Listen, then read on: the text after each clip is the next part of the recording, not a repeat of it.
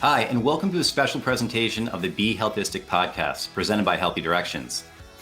Today, we're focusing on a very important organ system, the body's main organ for carrying out cleansing and metabolic functions, storing and releasing energy from foods, and acting as the body's natural filter.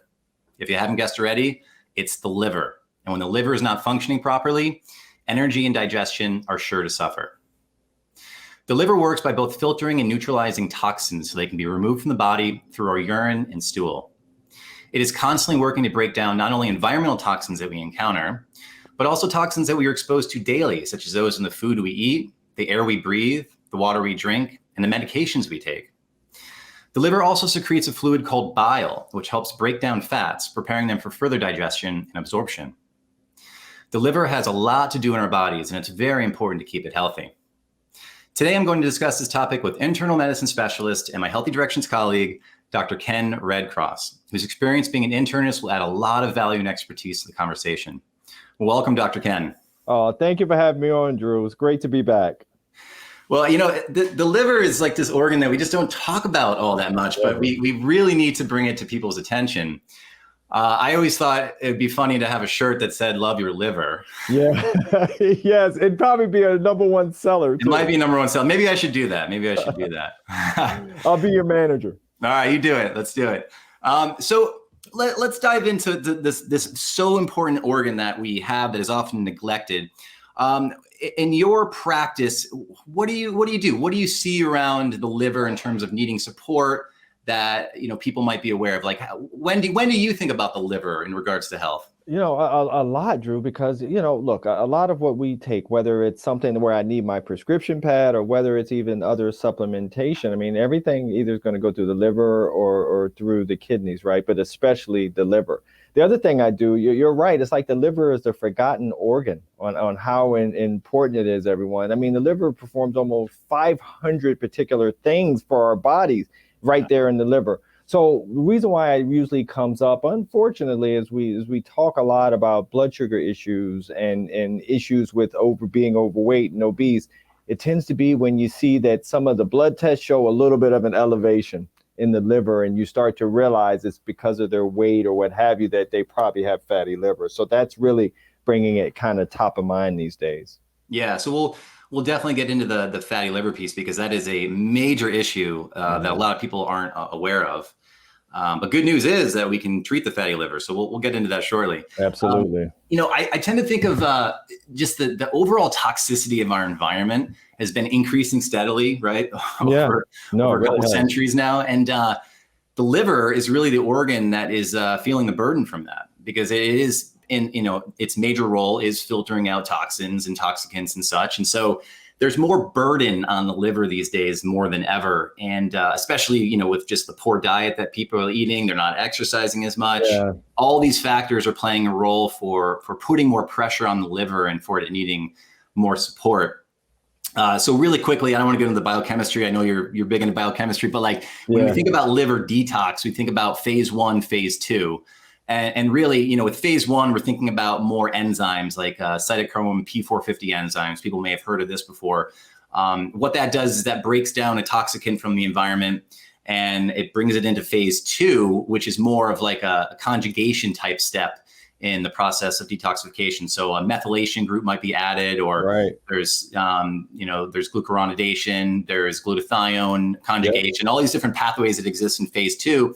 And what that does is that you make this toxicant that your body is exposed to into a less toxic form so that it can be excreted through the kidneys or the liver. And so, this is such an important process. And unfortunately, we have a lot of environmental toxins that are gunking up these phases and really kind of preventing them from functioning properly. So we'll get into some liver supportive treatments that you can do today to really optimize your liver's detox.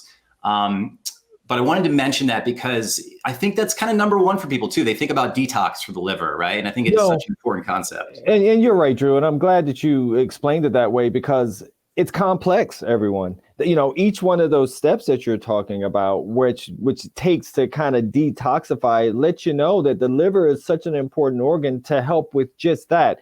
And all these insults are thrown at us each and every day, Drew, that we don't really think about, right? You think about you eating your food, you're like, oh, it's all right. It's just this one meal and so forth. But then you're realizing that it's affecting such an important organ that's there to eliminate all the bad stuff. And it's there for us. It's already inside of us. We need to take care of it. Exactly. Okay, so we just reviewed this whole phase 1, phase 2 process of liver detoxification.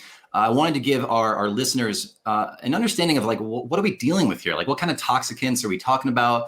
And really, there's just this onslaught from all different angles. I mean, really, like the food we're eating, it's laden with pesticides and herbicides, fungicides. We've got glyphosate. I know it's a very controversial substance, but I do think that it's not good for our bodies. Yeah. We've got, BPA, bisphenol A, which was a compound that was used in a lot of plastics and such. Exactly. Phthalates. Exactly. Yep. So, and like we've tried to make healthier compounds, I guess, or less toxic compounds like BPF and BPS, right? Derivatives of BPA, but they're just as toxic from what I've read. I know. So they just have a different name. They just have a different name, Drew. You're right. Exactly. I mean, we try our best to get rid of these things, but ultimately we're just doing more harm to our system. And then another big source of toxicants and toxins is really like our home care and our personal care products. What we use is cleaning supplies in our home. Yeah. People don't think about these things. They think, well, it's on the shelf in the supermarket. It has to be safe. Yeah. But a lot of these chemicals and such are not even tested, or at least we don't even know the combination and interplay of this chemical versus this chemical and, the exposure limits and all that kind of stuff. So I always tell people, clean up your home, right? Yeah. Like clean up your home, make sure that you're using just like really clean and green personal care products, hygiene products, and also cleaning products. And then when it comes to food, try to buy organic when possible. Then you're limiting your exposure to those pesticides and herbicides and such. I recommend a water filter for everyone, even though a lot of people tell me, tap water is just fine. I don't buy it. Yeah. I think that with what happened in Flint, Michigan, exactly. That's where I was lead in the water. That's likely happening at other areas of the country that we don't know about. That we don't know about, everyone. And so, Drew, when you mention these toxins, everyone, it's easy, to your point, Drew, it's easy to think about things that we're eating and saying like, okay, those are definitely bad for us and we should eat organic. But you're right. When you talk about things such as your makeup and your cleaning supplies, I mean, think about it, whether you have someone helping you clean or what have you, they may use your product. But the point is you're getting that each and every day and that leaches into your body. When you talk about Flint, Michigan, you come in, everyone, you go see the blood test of those poor folks that are out in Flint, Michigan. I can look at the blood test and see that they were toxic. I could see under the microscope by the reading that they're toxic because of the way their red blood cells look. It could be the same for all of us without kind of knowing those things when we're going to the doctor and not realizing like, gosh, there's something to where I'm, my liver's really doing some heavy lifting here. And I didn't know it. Yeah. And the fact is we don't see or taste or any sort of sensory with any of these chemicals. They're hidden, right? You can't see them. You can't feel them. Our liver is responsible primarily for helping sort of get this stuff out of our system. And it gets burdened and it needs support, obviously. It does. And when you mention those things and the phthalates you mentioned with plastics, everyone, it can be even women I've had who have had challenges getting pregnant. So when you're thinking of these things and you're going to see us in the doctor's office, and to your point, Drew, as we're thinking about like, what sort of things should I think of with the liver? You would never think about that in maybe infertility and phthalates and how that works, but it's all intertwined, everyone. And so that's why it's important. And I'm glad that you have this platform that we're talking on, Drew, to really talk about, an organ that is underappreciated.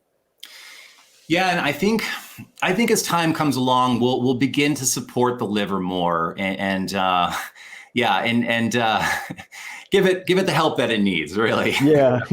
But it's so neglected these days. No, it is. And I will say one thing, Drew, it's funny you said that. So as we're talking about everyone kind of recognizing more about their liver health, I've had patients that ask me about these wildfires that we had in Quebec and in New York City, where I am, everyone. I mean, it was everywhere. And they were asking how that impacted. And, I had never thought about it because New York wasn't one of those big time populated places before that happened. But That's part of it too. Yes. Your liver is going into overdrive with that pollution. In addition to some of the things that we do to ourselves, such as smoking, Yes. which is a no-brainer and a super Dr. Redcross and likely Dr. Drew no anyway. To make sure exactly. To Even make sure vaping, I don't endorse vaping by any I'm with means. you. Once again, we are aligned once again. So I say all that to say that there's all these little insults that's going on every day, everyone, and you just don't know it. And to make sure that the liver is supported, it's going to be so huge, especially now with kind of life changing, with what we're seeing and what we're being exposed to. Yeah, I mean, the climate's changing, as we all know. So wildfires that normally didn't happen, in and around New York, you guys are feeling it there. I mean, we felt it on the West Coast for many years. And that particulate matter, it needs to be processed in the body, and your liver is partly responsible for that. There you go. And then think about just all the car emissions too, right? I mean, all these unseen, chemicals that are being, coming out of the tailpipes of cars and such. I mean, we're having to deal with that as well. So many different angles that we're having to deal with pollution and such. And our liver, again, is one of the primary organs that's responsible for that. Absolutely. So in the beginning, you mentioned, fatty liver, non-alcoholic fatty liver disease. I really want to dive into that and talk a lot about that, because that is a major issue these days. And apparently, from what I've read, according to the stats, we're looking at 25% of the population likely has fatty liver. So that's a big segment of the population.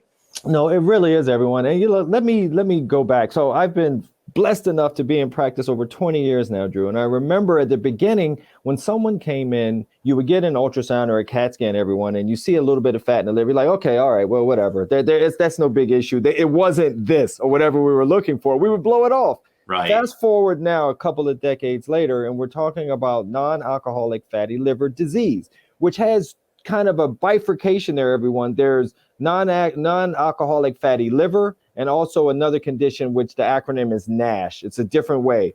That's just fatty liver with inflammation, much bigger issue. We're talking about fatty liver, what you're talking about, Drew, and how that's affecting so many people. And now we're recognizing that it can lead to chronic liver disease or cirrhosis even. So it's something that you can't kind of blow off anymore, but we're seeing so much of it because of a little bit of the poor diet and also of the obesity challenge and epidemic that we're seeing as well. Yeah, and when we're talking about fatty liver, people may be wondering, what the heck is that? And well, it's actually fat in the liver. Yeah. It's the triglycerides that are going into the hepatocytes, liver cells. And as you can see on a CT, like you mentioned, you can also see it on an MRI or an ultrasound, if that's something you want to start off with the basic. You can see this presentation of fat there. So sometimes that's kind of like the only warning sign that we see. Other times people may come in with an elevated liver function test, like an ALT or an AST. It might just be kind of slightly over the edge. Exactly. And that's kind of what leads you to suspect, like, maybe I should be testing for fatty liver, looking at it through an ultrasound or something like that. So there's a whole process that comes along with this. So they come in, elevated liver enzymes. You just need to rule out the basic stuff, the hepatitis, that sort of thing. And then once you've learned that you have fatty liver, that's when we can really jump into kind of treatments and such for it. Yeah. And, and so when you think about the fatty liver, think about, you mentioned, Drew, this beautiful filtration system, this beautiful liver, and to have all of this fat kind of interweaved in there, it makes sense that it can't do what it needs to do. But like you mentioned already, Drew, the good thing is, guys, we have some wonderful things that can be really beneficial to kind of turn it on its ear and really get back to good health. Yeah, and before we even jump into the treatments, I wanted to mention there is actually a condition. It's called TAFLD. Okay, and this is toxicant associated fatty liver disease. I heard about it at a conference. I looked it up. It's for real. Nice. And this is documented fatty liver from toxicant exposure, like some of those toxicants that we were talking about previously. Okay. And this is crazy because we're talking about PCB here. We're talking about polychlorinated bisphenol, right? This is a compound that was banned in 1977. But yet it's still showing up in our bodies and in our livers. Wow. We also know that fungicides and herbicides, they can have an effect on this toxicant fatty liver. And there's also a compound called PFAS, which is perfluoroalkylated substances, okay? These are surfactants used in industry and such. So, oh my gosh, we not only, for years we're dealing with like more of the obesity and, blood sugar issues that may have sort of led up to this poor diet, but we're also just dealing with this overall toxicity that we talked about. And boy, this is Yeah. this is rough. Yeah, it's super rough. And the reason why that, so as you're talking about some of those things, Drew, you're getting back to the liver, because when all of those are there, we're also getting a bunch of inflammation. Yes. And when you're getting all this inflammation, once again, the liver is important to help to create cholesterol, because cholesterol is not all bad, right? It lines all of our cells. So cholesterol, when it's appropriate, is great. But you talk about those things that we're learning even more in the environment, and it makes even more sense of how you're getting deposition of fat or the cholesterol and how it's kind of going backwards. Can you say one more time for our audience? This is coming from an internist, everyone. Your stance on cholesterol and how it's not always bad. Oh, yeah, everyone. So, yeah, and I'll say this again. Cholesterol is not always bad. Remember, your cells, you all remember cell in class. It's like this nice rectangle. It's all got a cholesterol border. So all cholesterol is 100% not bad. It's just when it's kind of out of whack and we need to kind of realign it. That's awesome. Thank you for clarifying that. Now, one more toxicant I wanted to mention, and this is sort of like the elephant in the room. It's really alcohol. Okay. Oh yeah. Alcohol, as we know, is not good for the liver, even though it's like this socially acceptable substance that most of us drink. I've turned people on to this podcast. I think it was the Huberman podcast, where he talked about all the studies on alcohol, and even low doses of alcohol are not good for us. Okay.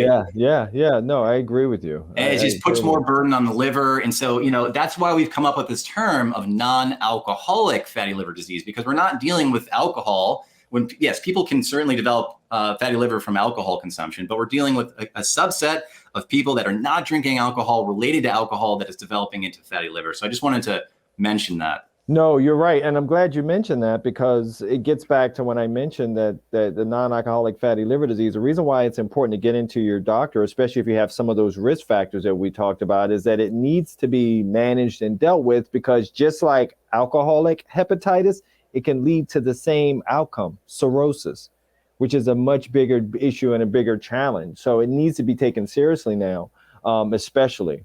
Exactly. So we talked about all these toxicants, right? Try to minimize your exposure, eat organic foods, use a, water filter, air purifier, even we didn't talk about that, but just, making sure your air that you're breathing is clean. True. So once we've kind of checked off that box, what are the next steps that you think about in terms of like reducing, reversing, or stabilizing fatty liver in someone? What do you think about?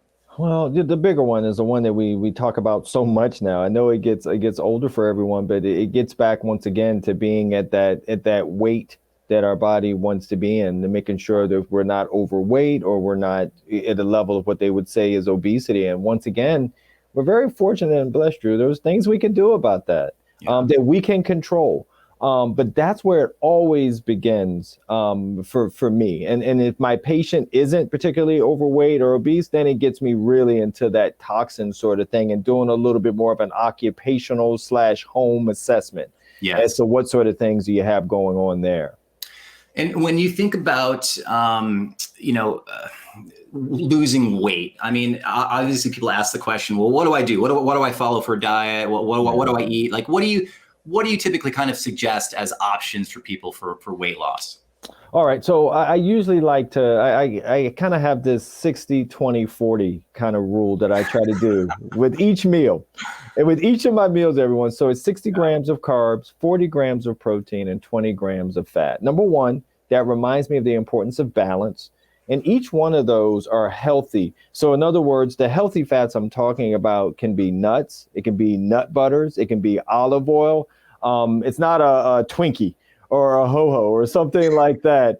It's important to make sure that there needs to be balance in that whenever I talk about that. And I also try to be careful not to turn everyone off, because with as far as diet, I don't even like the word diet all the time. I just call it more of like a food plan.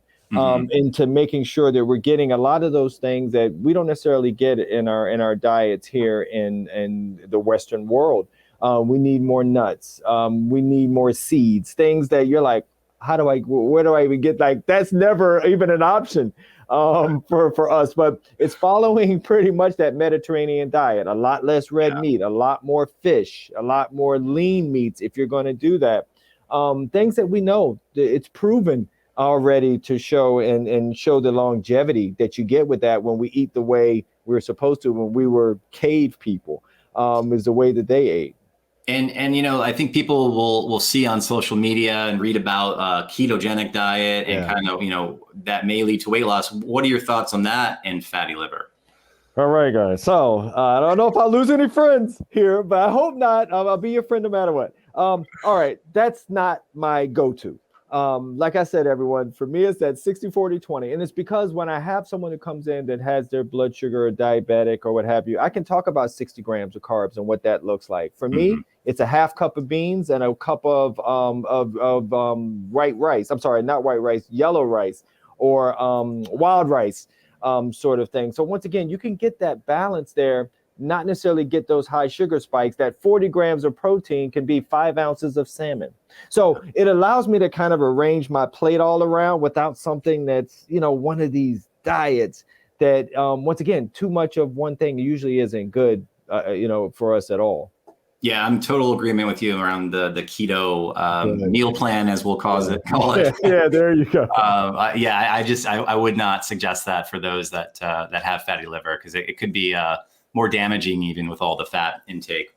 Absolutely. Getting back to inflammation as well, which you get a lot with too much red meat, to be quite honest. I usually tell patients, if you're going to do red meat, I try to hold them to 2 to 3 times a month.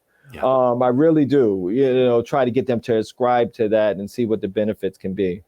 Yeah. I mean, while we're on this topic of diet, I just wanted to say that to our listeners, you're going to hear all this stuff around diets, like paleo diet, Mediterranean diet, carnivore diet, low salicylate diet, oxalate diet, vegan diet.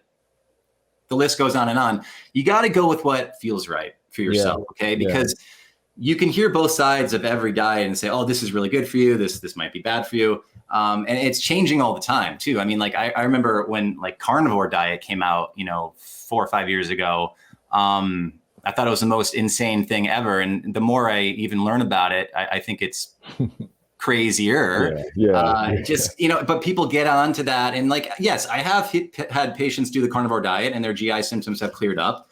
Sure, you can do that perhaps temporarily, but not as like a long-term solution. Just like, you don't want to be on keto long-term. So I love what you're talking about, this ratio thing, because I feel like it gives people an understanding of kind of like what real foods they should be eating while not necessarily sticking to like a dietary plan or diet. Right. Because when I talk about my 60-40-20, Drew, it could be, you can intermingle whatever you kind of want in there. I just like that ratio because you still can kind of swap and put in things that work for you. But the thing is, everything in there is healthy at the 20, the 40, or the 60. So that way, and it ends up happening that patients lose. And so when you talk about fatty liver, you kind of want to have patients, or a lot of the studies have mentioned trying to lose up to 7% of the body weight. Okay. 5 to 7%, 10 is ideal if you can. But my point is, it gives you a number to kind of shoot for. And I tend to find that the calories in that point are kind of restricted when I can give some ratios, because they look at their labels, they realize like, oh, I'm 80 grams carbs now for what Doc said. Let me come back down. So it becomes kind of some fun, so that it doesn't have to be so hard. And it becomes doable. To your point, like you said, it has to work for you and your diet and your lifestyle and that sort of thing. So we talked about diet. Let's briefly mention fasting and then also exercise. I kind of want to get your take on those two things for fatty liver. Yeah. So look, when you're talking about exercise, we've talked about exercise, and in the past, we all know that exercise is important to make sure that the blood sugar is going to be well controlled as well.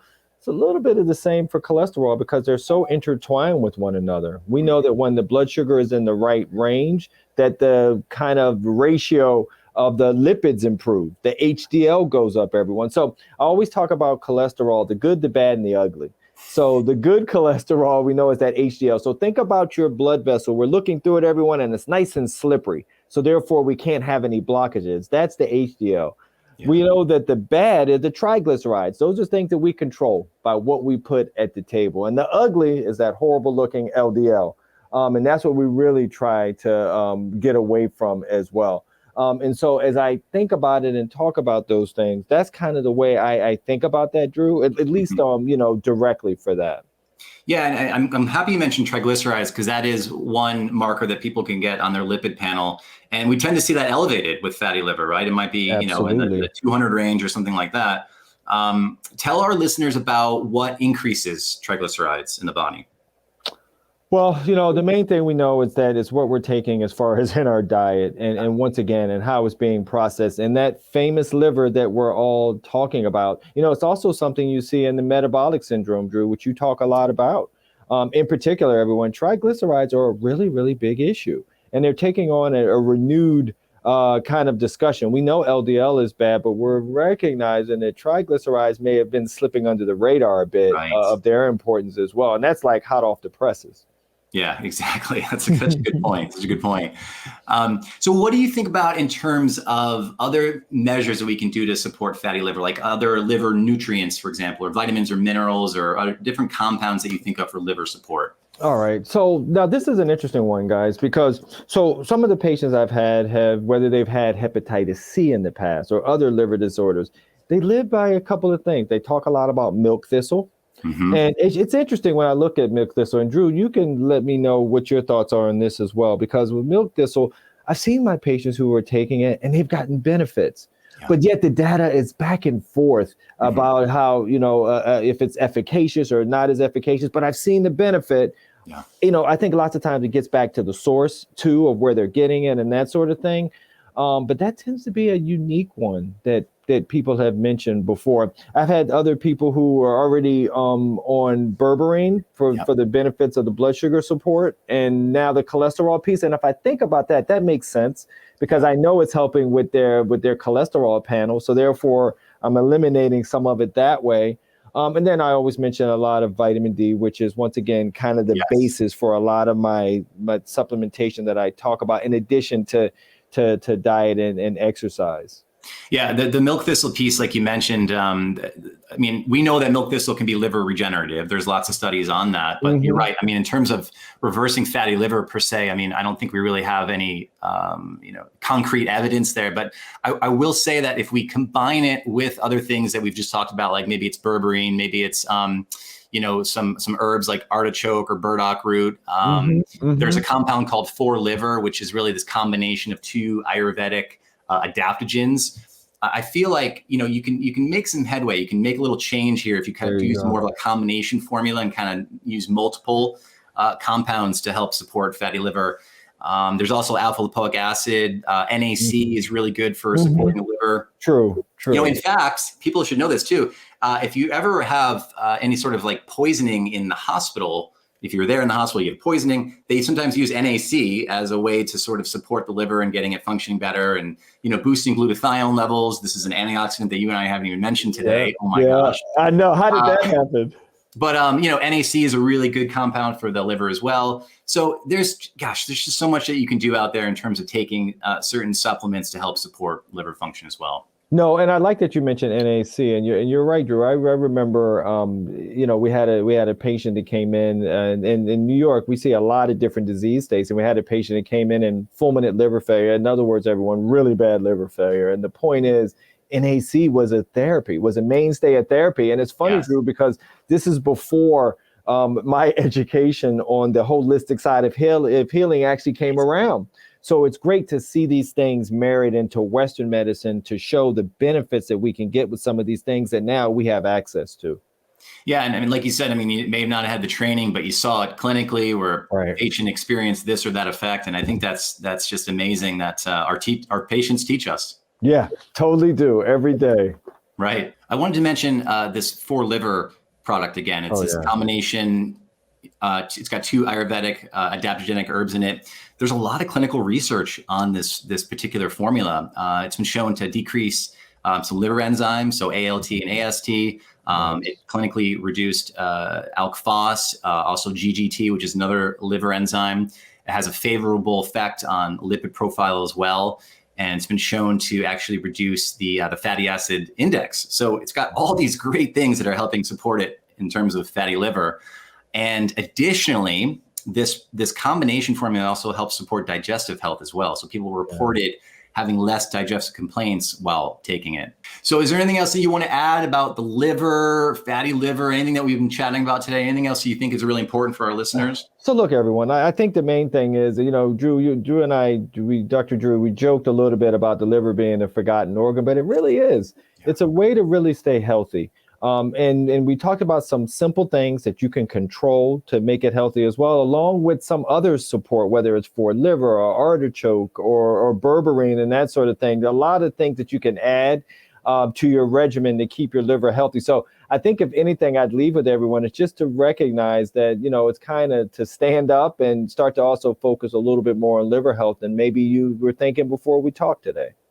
Yeah, because if you do, or if you are suffering with fatty liver, know that you can reverse it. It is possible to reverse this condition. You just got to really be motivated to make some changes in your life in terms of diet and movement, exercise, reducing toxicant exposure, maybe some supplements. Like, you got to be really on board, but you can certainly do that. And then that's going to prevent any, or at least you reduce the chances of developing, fibrosis, cirrhosis, right. or, at the very end will be liver cancer, of course. Exactly. And it's very, very well said, Drew, because there's not a lot in medicine, everyone, that we can say that looking right there at that person in the mirror, you can reverse it.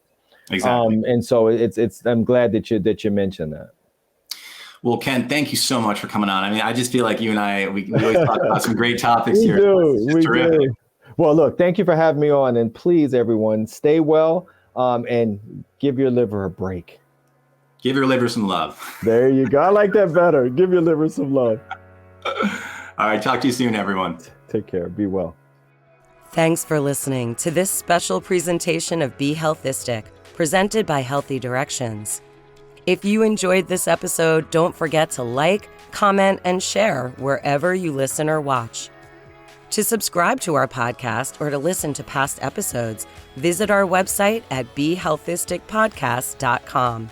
See you next time.